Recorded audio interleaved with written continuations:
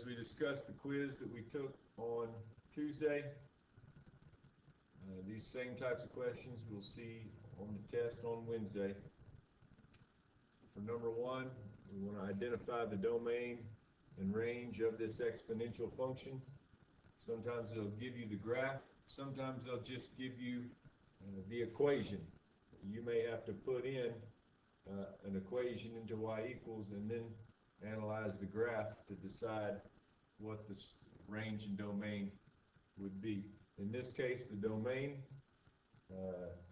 is going to be all real numbers. This graph, even though it's curving up, it's still also extending farther and farther to the left. So your domain will be all real numbers.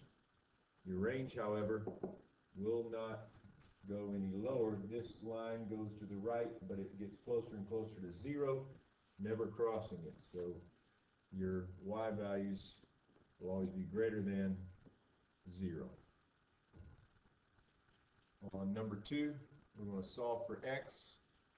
We have a base 4, and then in this one we have a base 8. So we need to break those down both into powers, into base 2. 4 is the same as 2 squared to the 2x. 8 is the same as 2 to the third to the x plus 4. So when you multiply the exponents together, you get 2 to the 4x equal to 2 to the 3x plus 12. So now that the bases are the same, we can set the exponents equal to each other and solve for x. Subtract 3x from both sides, and we'll get x equal to 12. For number 3, we want to write it in logarithmic form. This will be our base.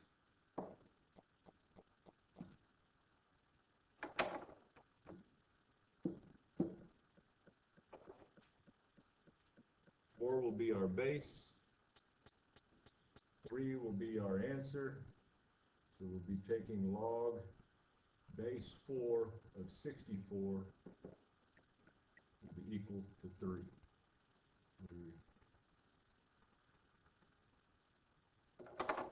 And number 4, sometimes it's helpful to set that if we're going to evaluate log base 4 of 32, we want to find the value of that. Sometimes helpful to set it equal to x or some variable, so that we can then set up an equation that looks like 4 to the x power will be equal to 32, and then try to get those into the same base, maybe base 2. So 4 to the x is the same as 2 to the 2x. 32 is the same as 2 to the 5th.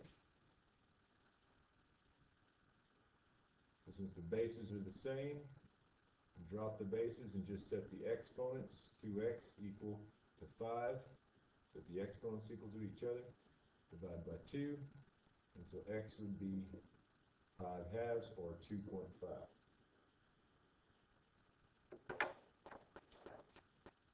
For number 5, we have an inequality. We have a double log. So when the logs are the same, both of them are base 3, we can drop the logs off and just set the in parentheses parts greater than or equal to the other. And then when I solve for x, subtract 5x from both sides, add 3 to both sides. Those will cancel, those will cancel. Be left with 2x greater than or equal to 3. Divide both sides by 2. X is greater than or equal to 3 over 2.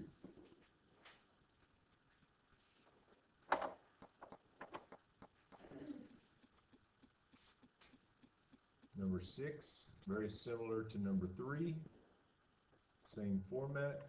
It's going to be a log of base 5 to the 625th power equal to 4.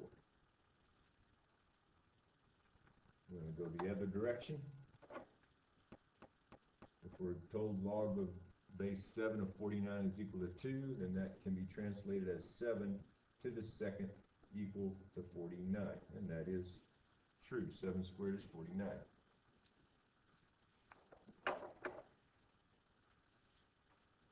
And number 8, again we have a double log inequality. So we drop the logs and have 2x minus 1 greater than 4x. When I subtract 4x from both sides and add 1 to both sides, I get negative 2x greater than 1.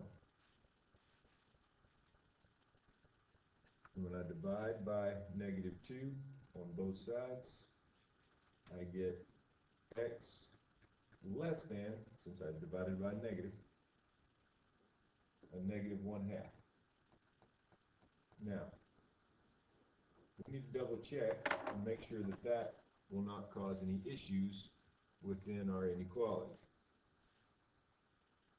Negative 1/2, if you plug negative 1/2 in for x, or anything smaller than negative 1/2, because that's what this says, is x is anything less than negative 1/2, so like negative 1, negative 2, negative 3, all of those are less than negative 1/2.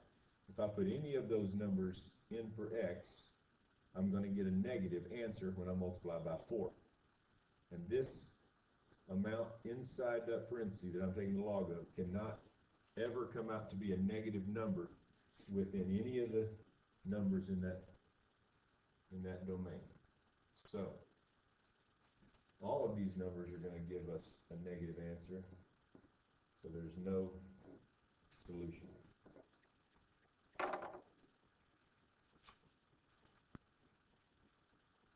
Or number 9, these are one of the most complicated problems, writing an exponential function, and the graph of that function goes through those 2 points.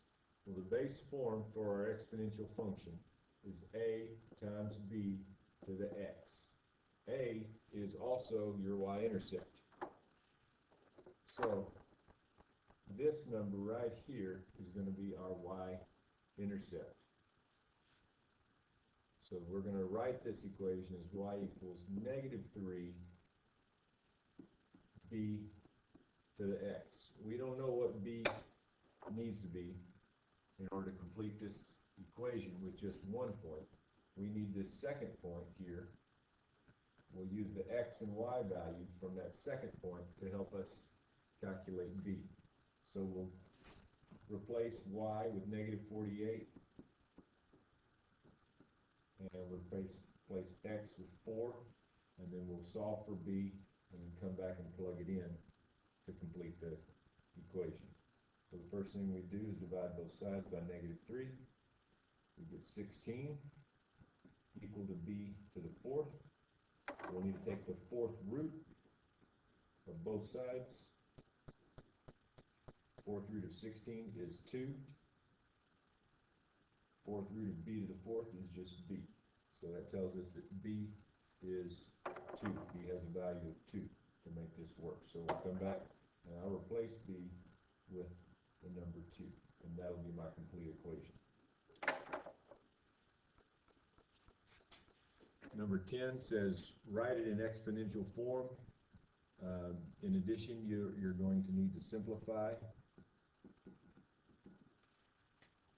So what we would do is write 1/5 to the negative second power is equal to m. 1/5 to the negative second power is the same as 5 over 1 to the positive second power, which is the same as 5 squared, which is 25. So that would be your answer.